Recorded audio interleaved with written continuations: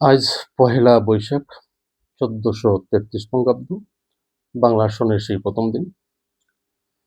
তো আমরা গত বছরের নানান ঘটনা ও দুর্ঘটনার অভিঘাত পেরিয়ে আমাদের শান্তি, স্বস্তি, সুস্থতা ও সহাবস্থান ফিরিয়ে আনতে হবে।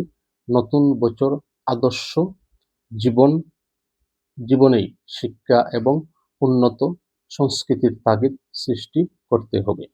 মানুষে মানুষে বিচ্ছিন্নতা ও বিভাজন দূর করে আজ পহেলা বৈশাখ ভরে উঠুক পারস্পরিক শুভেচ্ছায়। মানুষে মানুষে বিচ্ছিন্নতা ও বিভাজন দূর করে পয়লা বৈশাখের উৎসব ভরে উঠুক পারস্পরিক শুভেচ্ছায়, সেই শুভকামনা করি নিরন্তর।